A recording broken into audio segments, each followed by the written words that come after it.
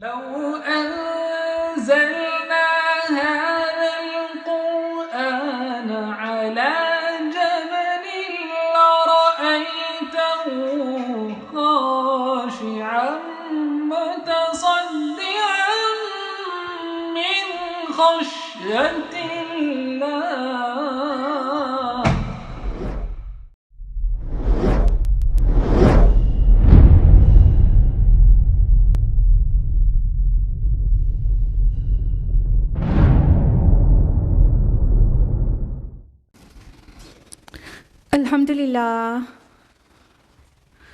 अल्हम्दुलिल्लाह रब्बिल आलमीन वस्सलातु वस्सलामु अला रसूलिहिल करीम व अला आलिहि व अस्हाबिहि अजमईन।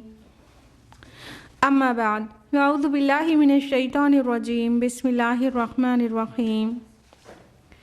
या अय्युहन नासु क़द जाअतकुम मौइज़तुम मिर रब्बिकुम व शिफ़ाउल लिमा फ़िस सुदूर व हुदन व रहमतुल लिल मुमिनीन। बिस्मिल्लाहिर्रहमानिर्रहीम। रब्बिश्रह ली सदरी व यस्सिर ली अमरी वहलुल उक़दतम मिन लिसानी यफ़क़हू क़ौली। मेरे अज़ीज़ सामियात, दर्स कुरान मजीद में आपका तहे दिल से खैर मक़दम है। अस्सलामु अलैकुम व रहमतुल्लाहि व बरकातुहू। कैसे आप सभी लोग? अल्हम्दुलिल्लाह अच्छी, अल्हम्दुलिल्लाह। अल्लाह ताला आपको अच्छा रखे, हिदायत और सिरात मुस्तकीम पर रखे। अल्लाह ताला ईमान और आमाल सालिहात के साथ ज़िंदा रखे और पुख्ता ईमान पर फौत करे, आमीन। हम लोग कौन सी सूरा स्टडी कर रहे हैं दर्स कुरान में? सूरतुल मुमिनून। सूरा मुमिनून की कौन सी आयत तक लास्ट वीक तफसील से जाना था? आयत नंबर 16, करेक्ट। आयत नंबर 17 ऑनवर्ड्स आज हम लोग जानेंगे इंशाअल्लाह। अऊज़ु बिल्लाहि मिनश शैतानिर रजीम, बिस्मिल्लाहिर रहमानिर रहीम।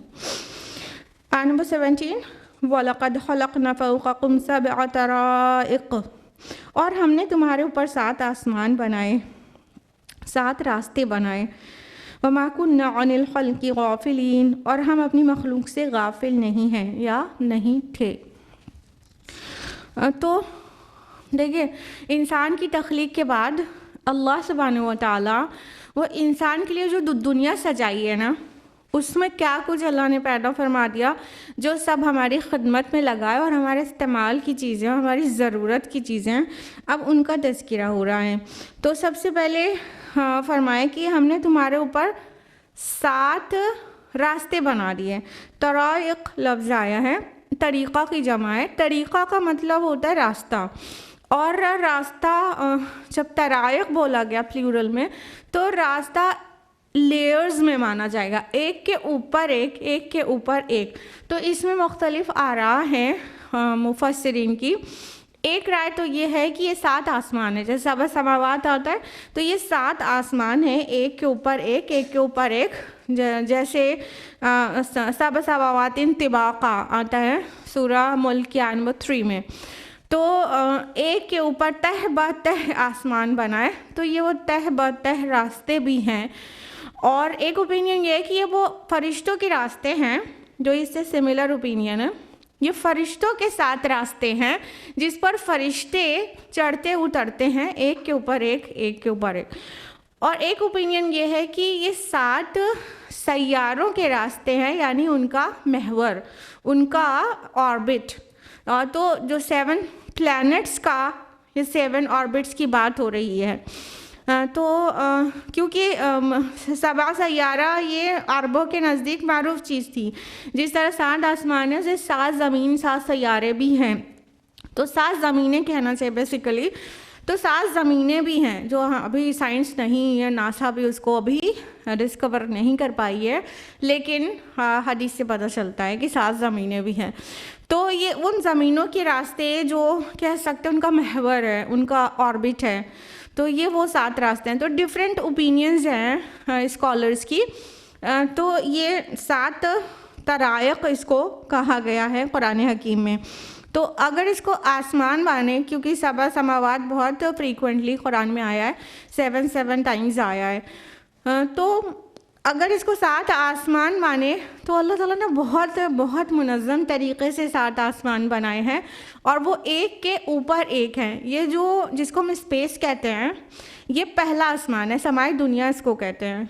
यहाँ से ऊपर चढ़ेंगे तो पहला आसमान है जो स्पेस है, समाई दुनिया है, उसके ऊपर एक और आसमान है। और कुछ कोई ओपिनियन है स्कॉलर्स की कि जब रूहें अब निकलती हैं और जाती हैं तो जो 7th हाईएस्ट प्लेस पर वो जो सबसे नेक होते हैं वो 7 तक जा पाते हैं, और जो उससे कम के होते हैं तो वो वहीं पर अटक जाते हैं। ये 7 लेयर्स में उनका रुकना वहीं पर हो जाता है। यानी बाकी जो एकदम राइटियस रूह है वो तो 7वें आसमान पर जाकर अल्लाह ताला को सजदा करके आती है, बाकी कुछ नहीं भी पहुंच पाते हैं। तो ये भी एक ओपिनियन एग्जिस्ट करती है। अल्लाह ताला ने आसमानों के बनाए जाने के मुतालिक सूरह मुल्क में कितनी तफसील से और कितना चैलेंजिंग वे में बयान किया है ना। सूरह मुल्क सूरह नंबर 67 आयत नंबर 3 और 4 में कि अल्लज़ी खलक़ा सबअ समावातिन तिबाक़ा मा तरा फ़ी ख़ल्क़ि रहमानि मिन तफ़ाउत फ़रजिल बसरा हल तरा मिन फ़ुतूर।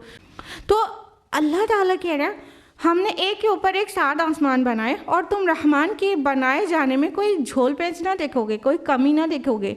तुम अपनी नज़र दौड़ाओ, देखो तुम्हें कोई शगाफ नज़र आ रहा है, कोई झोल, कोई छेद, कोई सुराख नज़र आ रहा है, तुम्हें नहीं नज़र आएगा। तुम्हारी नज़र ठक कर वापस आ जाएगी और तुम फिर नज़र अपनी दौड़ा लो, तुम्हारी नज़र जलील होकर लौट आएगी। लेकिन अल्लाह ताला के बनाए में कोई तुम ऐब नहीं तलाश कर पाओगे। तो अल्लाह ताला ने आसमान को इतना ब्यूटीफुली बनाया है।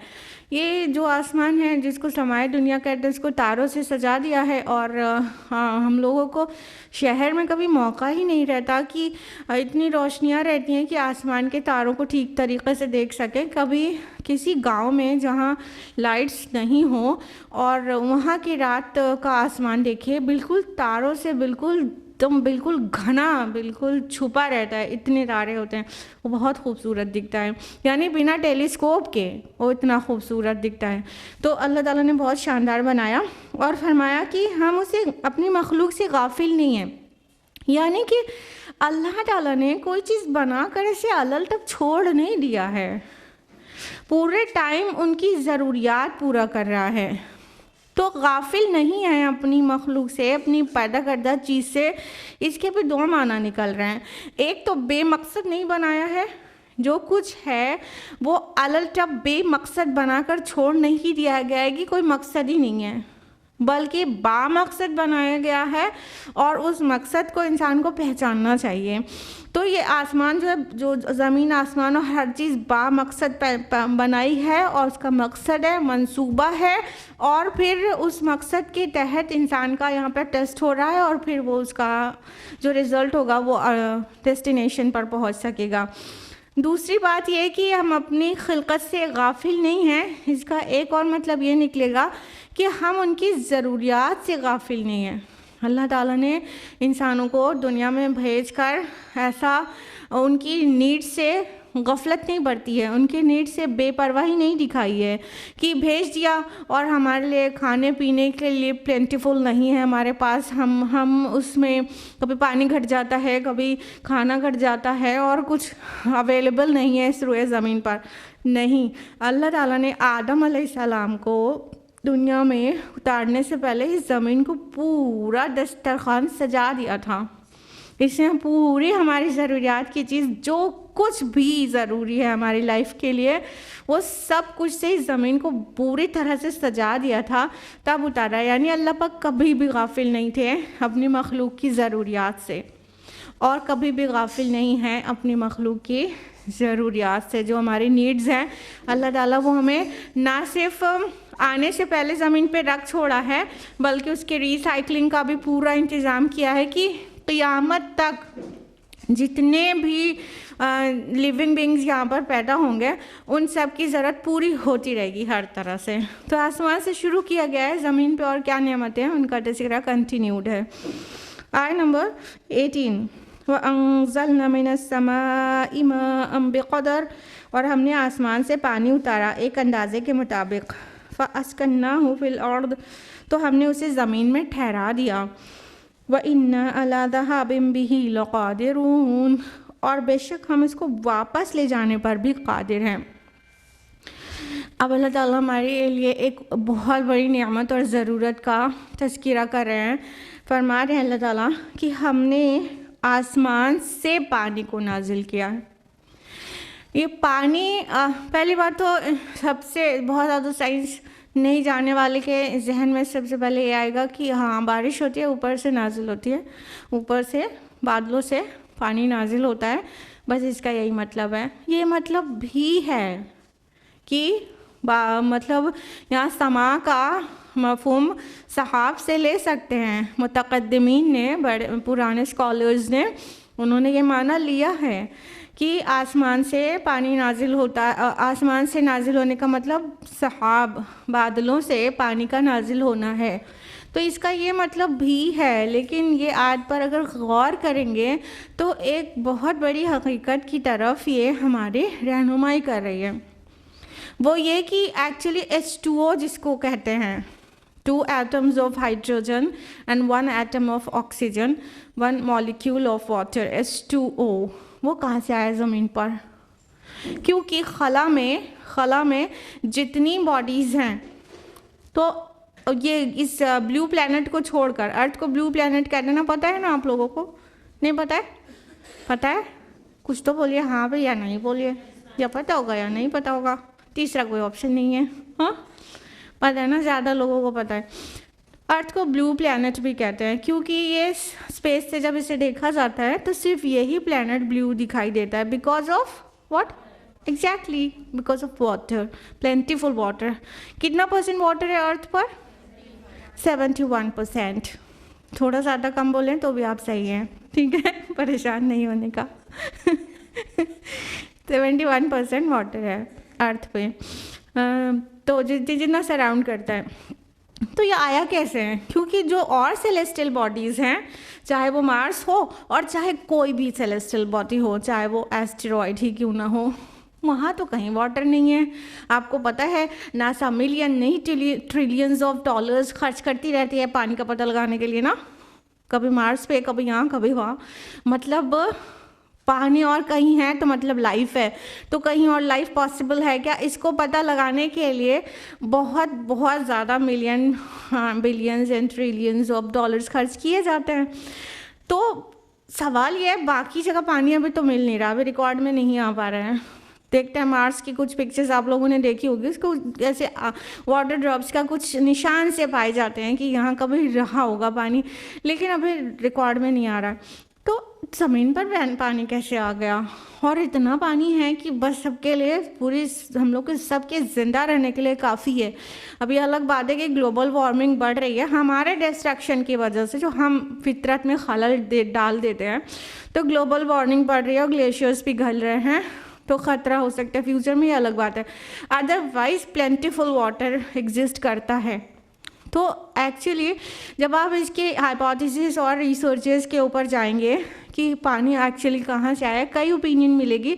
जो सबसे प्रोमिनेंट ओपिनियन एक्चुअली है वो ये है कि आसमान से नाजिल हुआ है पानी, ज़मीन पर स्पेस से आया है।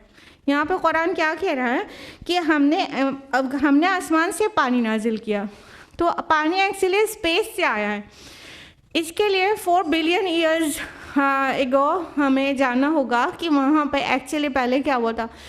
तो जब 4.6 बिलियन ईयर्स एगो जब सारे सेलेस्टियल बॉडीज़ एक्चुअली पूरे अपने ओरिजिनल फॉर्म जो अभी जैसे है वैसे आई नहीं थी, उस वक्त बहुत सारे मेटेओराइट्स वो बहुत ज़्यादा बॉम्बार्डिंग हुई थी उनकी अर्थ पर आइस के फॉर्म में।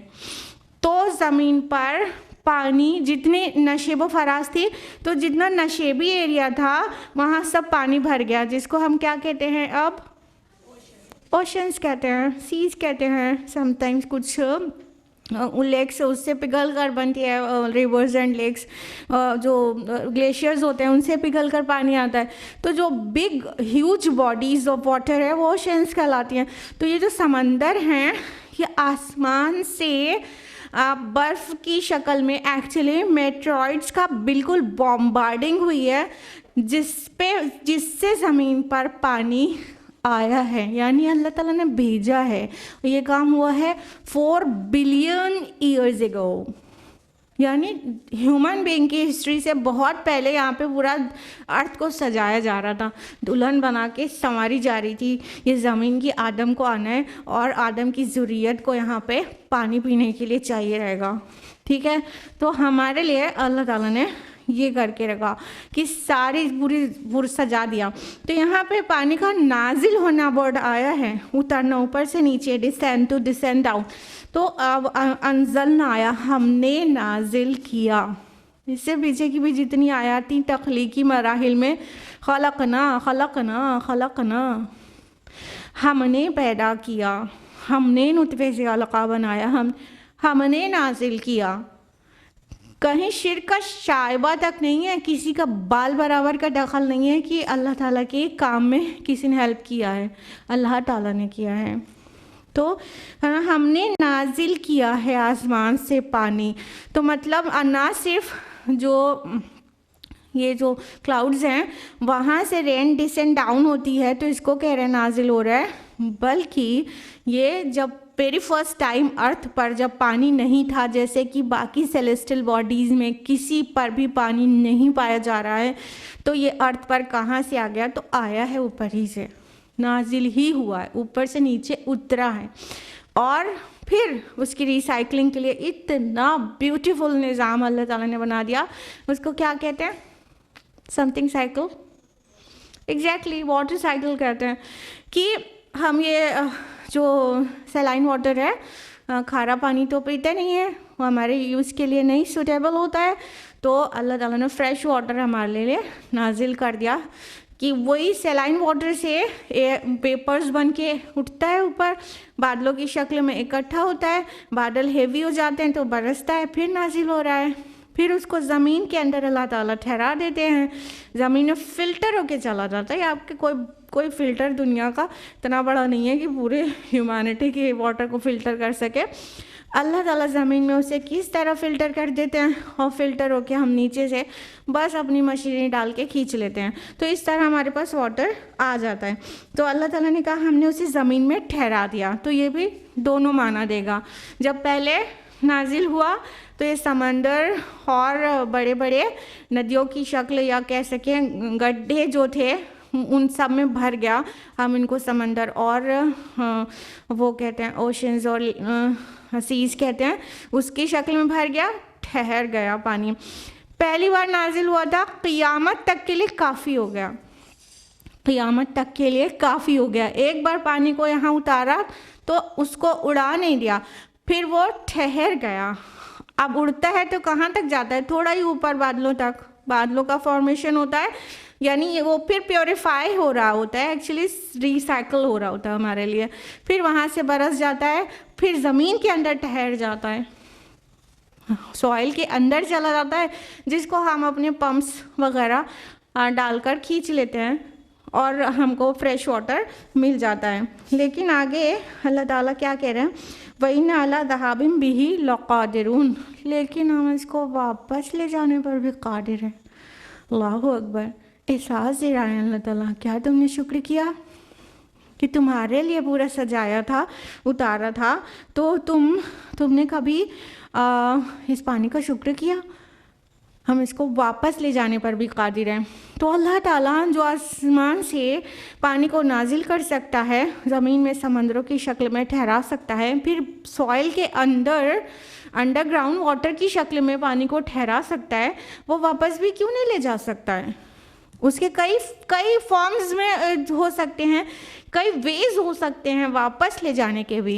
एक तो सूरह मुल्क की आखिरी आयत पढ़ते हैं ना कि अगर कुल अरायतुम इन अस्बहा माउकुम गौरन फमन यातीकुम बिमाइन माइन, ज़रा तुम सोचो देखो कि अगर तुम्हारा पीने का पानी हम ज़मीन में थोड़ा नीचे उतार दें, अंदर और अंदर गहराई में चला जाए, तो कौन है जो तुम्हें निथरवा पानी ला के दे? तो अल्लाह ताला पानी को इस तरह हमसे वापस भी ले सकते हैं कि वो ज़मीन में इतनी कम गहराई में होता है कि हम अपनी कोई भी मोटर्स और कोई भी मशीन से उसे खींच लेते हैं। लेकिन अगर वो ज़्यादा गहराई में चला जाए, कोर के करीब चला जाए, तो पहली बार तो ख़त्म ही हो जाएगा। वो इतना हॉट है कोर, अर्थ का कोर एकदम हॉट फ्लूइड है। उसके टेम्परेचर 500 डिग्री के अराउंड होता है। बहुत हॉट फ्लूइड है जिसको लावा बोलते हैं। जब वॉल्केनो इरप्शन होता है तो लावा की शक्ल में निकलता है। कितना कैसा होता है, जिस पत्थर से गुजर जाता है वो कोयला बन जाता है। ठीक है, तो इतना तो पानी अगर नीचे उतर जाए तो फिर अल्लाह ताला हमसे लेके हम नहीं उसे हासिल कर सकते हैं। पानी H2O है, 2 एटम्स ऑफ हाइड्रोजन और 1 एटम ऑफ ऑक्सीजन। अल्लाह ताला अगर ये दोनों एलिमेंट्स को अलग कर दे तो कौन है कि पूरी दुनिया मिलके उसे जोड़ सके और पानी बना सके। अल्लाह ताला इस तरह से भी पानी को हमसे ले जा सकता है कि H अलग, O अलग, हाइड्रोजन अलग, ऑक्सीजन अलग, अब पानी कहीं नहीं है। तो अल्लाह ताला तो इस बात पर बिल्कुल भी कादिर है। तो अल्लाह ताला हमको कहीं ना कहीं शुक्र के रिमाइंड करा रहे हैं कि हम वापस भी ले जा सकते हैं। तो हमें क्या करना चाहिए? अल्लाह ताला ने हमें दिया हुआ है प्लेंटीफुल वाटर कि हम पूरी ज़िंदगी आराम से गुजार सकते हैं और हम लोगों के घरों तक भी आसानी से पहुंच जाता है। तो उसके लिए बहुत ज़्यादा शुक्र करें और गौर करें कि अल्लाह ताला ने इंसान की तख्लीक की। फिर इंसान की तख्लीक के बाद ज़िक्र ज़रूर हुआ है, लेकिन ये दुनिया सजाई गई है उसको यहाँ पे ज़मीन पे भेजने से पहले। यहाँ पे हमारी सारी ज़रूरियात खूब अच्छी तरह से रख छोड़ा। और यही जो वाटर है ये जब डिसेंड डाउन होता है, क्लाउड से जब उतरता है, then it impregnate the soil ना। और जब ड्रॉप ऑफ स्पर्म, ये ड्रॉप ऑफ वाटर जब डिसेंड डाउन होता है, then it impregnates the soil, the अर्थ।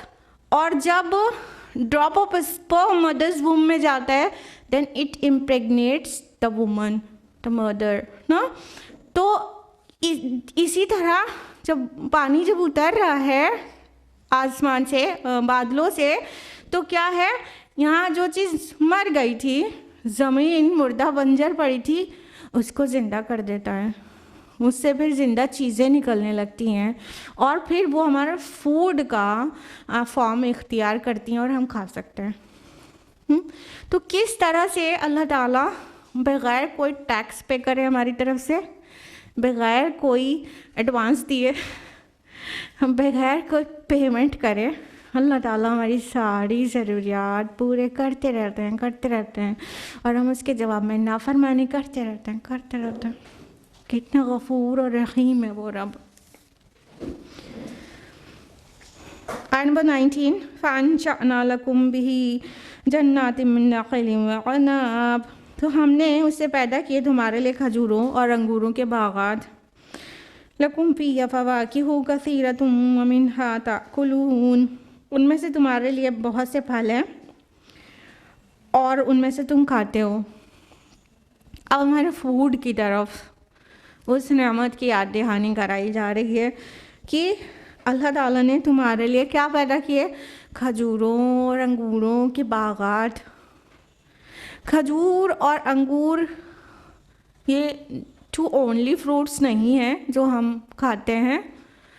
असल में जो कुरान के मुखातबे अव्वल थे उनका ये 2 फ्रूट्स पर बहुत बड़ा इकॉनमी उनकी चलती थी और उनके लिए फेवरेट्स भी थे।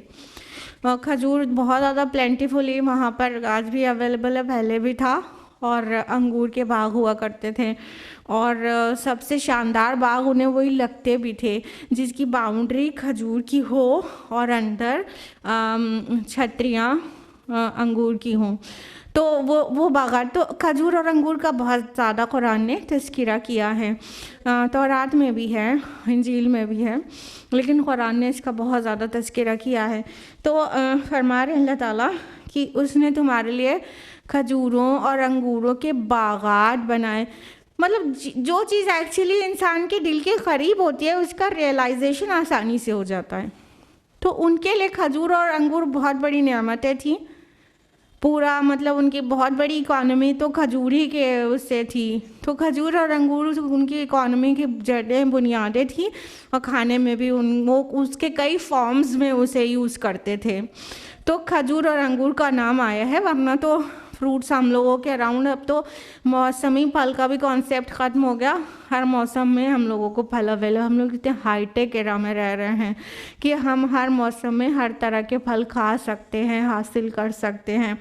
तो फरमाया कि तुम उसमें से वो तुम खाते हो, और भी बहुत सारे फल हैं, यानी 2 ही फल नहीं हैं तुम्हारे लिए, और भी बहुत सारे फल हैं, सब अल्लाह ताला ने पैदा किए हैं और तुम उसमें से खाते भी हो। वमिन्हा ताकुलून, जब कहा ताकुलून तुम खाते हो, तो इसका मतलब सिर्फ ऐसे खाना नहीं हुआ, इसका मतलब पूरा रोज़ी भी हुआ, क्योंकि ऐसे फ्रेज में यूज़ किया जाता है।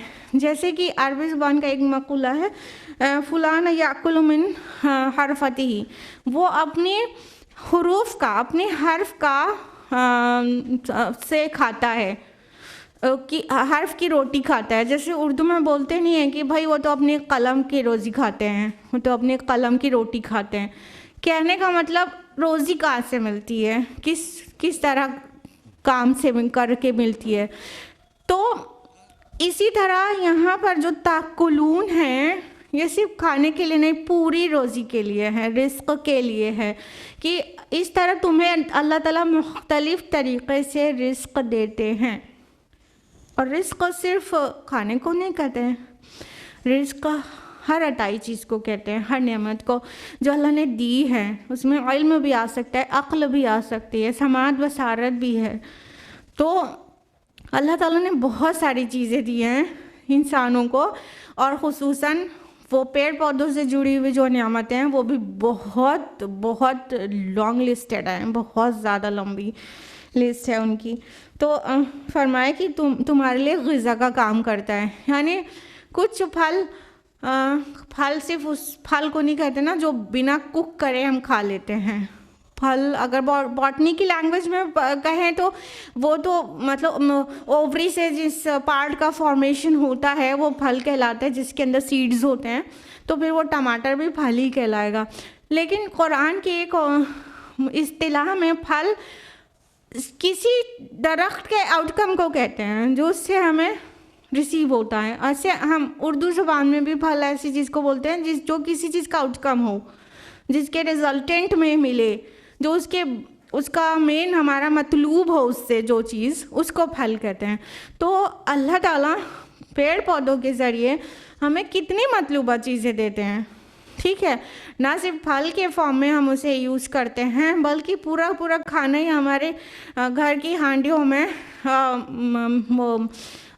जो लोग बहुत ज़्यादा गोश्त खोर हैं उनकी छोड़ दिया जाए तो अक्सर ही चीज़ उस हांडी में पेड़ पौधे की होती है ना। सारे मसाले उसी से आते हैं। अगर आपको गोश्त भी बनाना है तो बिना पेड़ का मसाला लिए आप नहीं बना सकते शायद, ठीक है। तो कितनी सारी चीज़ें हम लेते हैं पेड़ पौधों से, जो फलों की शक्ल में अल्लाह ताला हमें रिज़्क़ देते हैं। सुभानुल्लाह। आयत नंबर 20 में एक और अहम चीज़ का जिक्र किया, व शजरतन तखरुजु मिन तूर सैना, और वो दरख्त भी हमने पैदा किया जो पहाड़ सेना के से निकलता है। तंबुतु बिद्दुहनि व सिब्ग़िल लिल आकिलीन, वो तेल भी लेकर उगता है और खाने वालों के लिए सालन भी। ये कौन सा पेड़ है भाई? अरे वाह माशाल्लाह, सबको पता है ये तो जैतून का पेड़ है ना।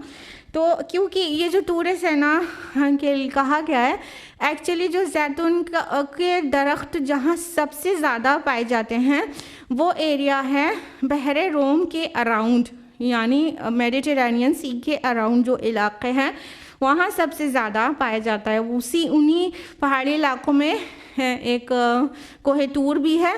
तो वो जो तूर सीना है वो पूरा जो इलाका है वो जजीरा नुमाए सीना, वो पूरा इलाके में बहुत प्लेंटीफुली ये दरख्त पाया जाता है जैतून का। तो जैतून का कुरान मजीद में बहुत ज़्यादा तज़किरा है, और सिर्फ कुरान में नहीं है, बाइबल में भी है, ओल्ड टेस्टामेंट न्यू टेस्टामेंट दोनों में है, तौरात और इंजील में भी इसका बहुत ज़्यादा तज़किरा है, क्योंकि ये जैतून का जो दरख्त है ये बहुत ज़्यादा मुबारक दरख्त है, और ये मुबारक वर्ड भी कुरान ने इस्तेमाल किया। अगली सूरह आएगी, कौन सी है? सूरह नूर, उसके आय नंबर 40, आय नंबर 35 है सूरतुन आयतुन नूर, ठीक है।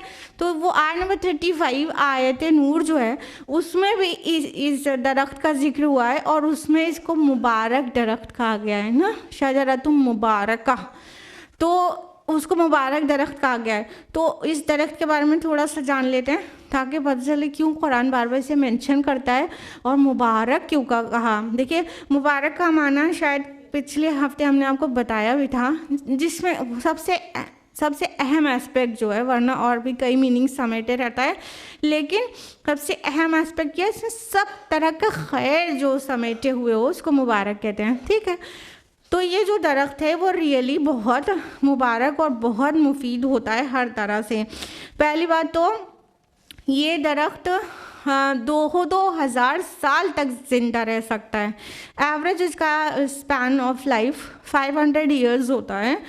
40 साल के उम्र में वो दरख्त वो तो अपनी शबाब पर पहुंचता है।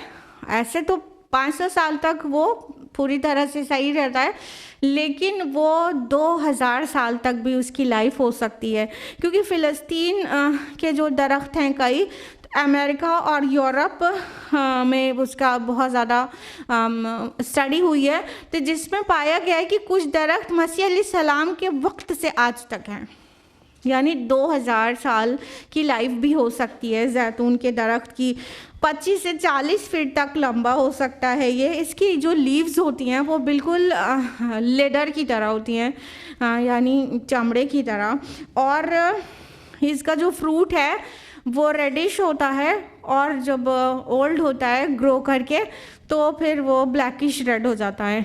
और इसकी बहुत बड़ी मेडिसिनल वैल्यूज़ होती हैं। आपको पता ही है कि जैतून से कितनी तरह की मेडिसिन्स बनाई जाती हैं। और सबसे बड़ी बात, जो इसका रोगन है, जो इसका ऑयल है, वो दुनिया का सबसे मुफीद तेल है, सबसे ज़्यादा। आपको पता है जो लोग स्लिम ट्रिम दिखना चाहते हैं ज़ीरो फिगर के, वो सब extra virgin olive oil use करते हैं, सुभान अल्लाह। तो ये ऑलिव है, इसका जो एक्स्ट्रा वर्जिन ऑयल होता है वो सबसे ज़्यादा मुफीद होता है, और उसमें बहुत लो फैट होता है। एक्स्ट्रा वर्जिन उसको कहते हैं जो सबसे पहले निचोड़ में निकाला जाता है, फिर उसके बाद के निचोड़ में जो निकाला जाता है तो उसको वर्जिन कहते हैं। तो वर्जिन ऑयल भी बहुत मुफीद होता है, और कई स्टेप्स में उसे स्क्वीज़ करके निकाला जाता है, तो वो सारे स्टेप्स में जो ऑयल बरामद होता है वो सभी बहुत मुफीद होता है। और इसमें फ़ैट मतलब क्योंकि नेचुरल होता है, वो प्लांट से आता है, इसलिए बहुत ज़्यादा हेल्दी फ़ैट होता है इसका, इसमें नुकसान की चीज़ें नहीं होती। इसलिए जो हार्ट के पेशेंट्स हैं और जो अपने बॉडी फिगर के पेशेंट्स हैं उसको मेंटेन करने के एक्सट्रीम पे चले जाते हैं ना लोग, लड़कियां तो extra virgin olive oil use करती हैं, तो वो भी, और दिल के जो मरीज़ हैं उनके लिए डॉक्टर्स रिकमेंड करते हैं, और डायबिटिक्स के लिए रिकमेंड किया जाता है कि ऑलिव ऑयल यूज़ करें, और एक्स्ट्रा वर्जिन हो तो बेस्ट है।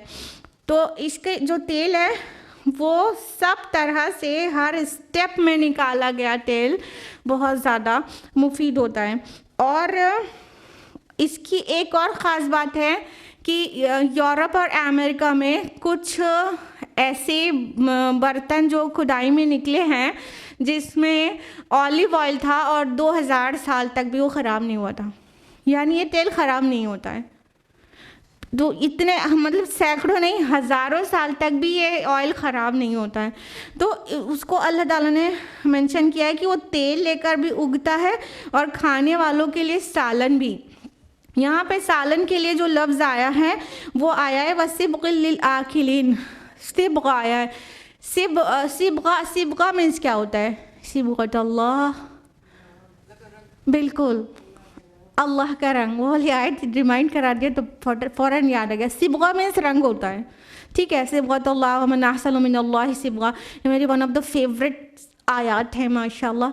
तो अल्लाह का रंग इख्तियार करो, अल्लाह से बेहतर किसका रंग होता है। सिबगा और सालन कैसे एक ही रूट की कैसे वर्ड्स है। देखिए जब सालन में रोटी डुबाई जाती है, ब्रेड, पीस ऑफ ब्रेड, तो वो कलर हो जाती है, वो रंगीन हो जाती है। तो सिबगा मीन्स रंग होता है और सिबग सालन को कहते हैं, यानी जिसमें रोटी डुबाओ तो डूब के रंगीन हो जाए। तो वहाँ अहले अरब उसको सालन की तरह भी इस्तेमाल करते थे। इनफैक्ट इसका जो ऑयल होता है वो सालन की तरह यूज़ किया ही जा सकता है। कहने का मतलब बिना किसी फर्दर चीज़ को ऐड करे खाली इसके ऑयल में भी रोटी भिगा के खा सकते हैं। यानी ये वाहिद एक तेल है इसका ऑलिव ऑयल, जिसको ऐसे भी प्लेन कंज्यूम किया जा सकता है विदाउट मिक्सिंग एनीथिंग एल्स। हम लोग बाकी सारे ऑयल या घी में कैसे इसको यूज़ करते, चम्मच से तो नहीं खाते ना, ग्लास में तो नहीं पीते ना, कोई चीज़ में डालते हैं, किसी के साथ मिक्स करते हैं तो वो ऑयल या घी हमारे यूज़ का होता है। लेकिन ये ऑलिव ऑयल वाहिद तेल है जो उसको ऐसे भी कंज्यूम कर सकते हैं।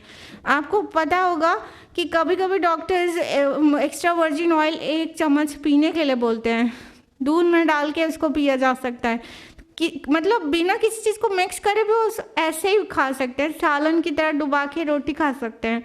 तो ये इतना बाबरकत दरख्त है और अल्लाह ताला ने इसको मेंशन किया कि हमने ये तुम्हारे लिए उगाया है ना, तुम्हारी सर्विस में है, तुम्हारे काम आता है। अल्लाह ताला को कौन सा खाना पहुँचता है, माज़अल्लाह अस्तग़फिरुल्लाह। ये सब हमारी बॉडी से नरिश होती है, हमें मिलता है से नरिशमेंट और फूड एंड ऑल रिक्वायरमेंट्स, उसका न्यूट्रिएंट्स और जिसके फ़वाइद हैं वो सब हमें मिलते हैं। तो अल्लाह ताला ने इसको मेंशन किया। आगे फरमाया नंबर 21 में, व इन्न लकुम फिल अनआमि लइब्रा, और यकीनन तुम्हारे लिए उन चौपायों में इबरत का सामान है। नुस्क़ीकुम मिम्मा फ़ी बुतूनिहा, हम पिलाते हैं तुम्हें उनमें से जो उनके पेटों में है। वलकुम फ़ीहा मनाफ़िउ कसीरतुन व मिन्हा ताकुलून, और तुम्हारे लिए उनमें बहुत से फ़वाइद हैं और उनमें से बाज़ को तुम खाते हो। अल्लाह ताला फरमा रहे हैं कि चौपायों में इबरत है। अभी प्लांट किंगडम की बात कर रहे थे हम लोग, अभी हम लोग आ गए एनिमल किंगडम में। यानी अल्लाह ताला ने इंसान को पैदा किया, आसमानों में से वो जो 7 रास्ते बनाए और फिर बारिश तुम्हारे लिए बरसाया, पानी तुम्हारे लिए नाजिल किया, फिर प्लांट किंगडम से तुम्हें क्या कुछ नहीं दिया, और फिर एनिमल किंगडम से भी बहुत कुछ दिया है। अब यहाँ पे गौर करिए, तुम्हारे लिए चौपायों में इबरत का सामान है, ये बात बोला। मतलब अल्लाह ताला चाहते हैं कि अल्लाह ताला की मुख्तलिफ तख्लीक में गौर किया जाए। गौर करेंगे तो इबरत हासिल होगी, अल्लाह की मारिफत हासिल होगी और बहुत ज़्यादा शुक्र वाला मिजाज बनेगा, शुक्रानी नियामत पॉसिबल हो पाएगा। हक़ तो नहीं अदा कर सकते अल्लाह के एहसानात के शुक्र का, लेकिन जो कुछ थोड़ा बहुत कर सकेंगे तो गौर करेंगे तो कर सकेंगे। तो अल्लाह ताला ने फरमाया कि तुम्हारे लिए उनमें बहुत सारे फ़ायदे हैं और बाज़ को तुम खाते हो। कुरान में मुख्तलिफ़ तरह से इस बात को भी मेंशन किया गया है कि बीच में फरमाया कि हम नुस्क़ीकुम मिम्मा फ़ी बुतूनिहा, हम पिलाते हैं तुम्हें उनमें से जो उनके पेटों में है। यानी कि नितरा हुआ क्या दूध, शहद जानवर के पेट में कब से निकलने लगा। मतलब अनाम के पेट में से तो नहीं निकलता ना, इंसेक्ट के पास से आता है शायद ना। यहाँ अनाम की बात हो रही है, अनाम के पेट में से दूध बरामद होता है। फरमाया कि हम पिलाते तुमको उनमें से जो उनके पेटों में है, यानी दूध। और सूरह नहल की आयत नंबर 66 में इस तरह हमारे अटेंशन को सीख किया है अल्लाह ताला ने कि व इन्न लकुम फिल अनआमि लइब्रा, तुम्हारे लिए अनाम में इबरत है। नुस्क़ीकुम मिम्मा फ़ी बुतूनिहा मिन बैनि फ़र्थिन व दमिन लबनन खालिसन साइग़न लिशारिबीन, कि और यकीनन तुम चौपायों में इबरत है और हम पिलाते हैं तुमको उनमें से जो कुछ उनके पेटों में है, खून और गोबर के दरमियान में से निथरा हुआ दूध। सुभान अल्लाह। तो चौपायों में यकीनन इबरत का सामान है। कभी गौर तो करिए कि अगर एनिमल का बेली चाक करेंगे आप तो क्या मिलेगा? गोबर मिलेगा, खून मिलेगा। अल्लाह अकबर। उसी पैकेट में से अल्लाह ताला साफ पाकीज़ा दूध का फॉर्मेशन करता है, जो कि ना सिर्फ उनके बच्चों के नरिशमेंट के लिए होता है बल्कि हमारे आपके और हमारे आपके बच्चों के लिए भी होता है। तो इतना मतलब सोचने वाली बात है। क्यों सोचते नहीं? रोज़ एक गिलास दूध निकाला पी लिया, जिसने दिया है उसको याद नहीं किया। हाँ, क्यों सोचती नहीं? मतलब अल्लाह ताला ने हमको सोचने का एक तरीका, एक नज़रिया भी दे दिया। ज़रा सोचो कि तुम खून और गोबर जो खोलने के बाद पेट तुम्हें मिलेगा, उसी में हम दूध का फॉर्मेशन कर देते हैं। और किस तरह से जब तुम उसको निकालते हो तो वो कितना प्योर और कितना पाक होता है, पाकीज़ा रिस्क होता है, गंदा नहीं होता, स्मेल नहीं करता, बैड स्मेल नहीं करता। ठीक है, खून से भी हमें घिनाती, गोबर से भी घिनाती है, लेकिन दूध कितना मुफीद है, कितनी ज़रूरत का है और कितना लजीज होता है।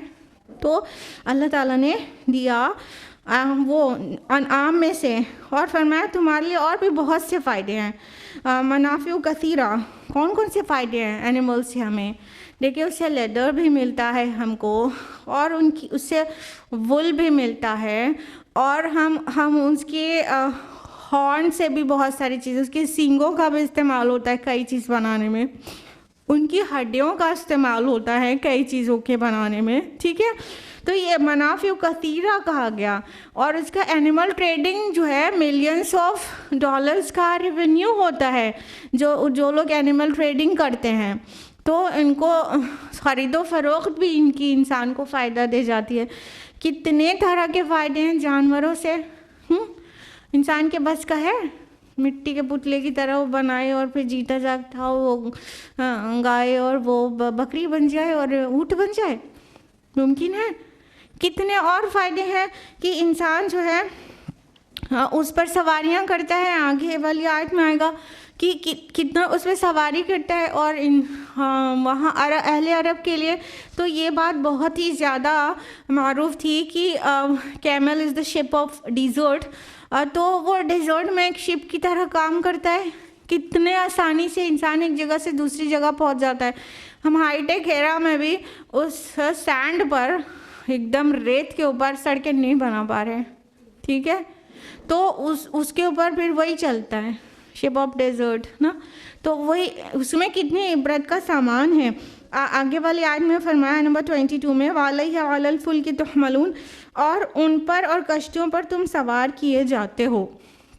यानी जानवरों से इतनी चीज़ें अखज़ करने के अलावा उनसे बार बर्दारी का काम लेते हैं, उनके ऊपर चढ़ के सफ़र करते हैं, उनके ऊपर सामान लाद के एक जगह से दूसरी जगह ले जाते हैं। मत समझिए अब हम हाईटेक एरा में आ गए हैं तो और हमें इनकी हेल्प की ज़रूरत नहीं है। जैसे कि डेजर्ट में हमने बताया कि अभी भी वही हीरो हैं। वो एकदम जो बिखरती हुई रेत है वो अल्लाह ताला ने है, वो जो कैमल है उसके पैरों में वो पैड्स बनाए हैं जो उसको धंसने नहीं देते, और इतना वज़न वो अपने ऊपर लाद कर भी आराम से सैंड में वो चल सकता है। ठीक है, तो आज भी बहुत जगहों पर और आने वाले वक्त में भी और हमेशा वो जानवरों की जो अपनी अहमियत है वो बरकरार रहेगी। तो और सबसे बड़ी बात, वो इतने मजबूत होते हैं कि हम जो भारी भारी काम बिल्कुल नहीं कर सकते वो जानवरों से करा के इंसान का काम निकल जाता है।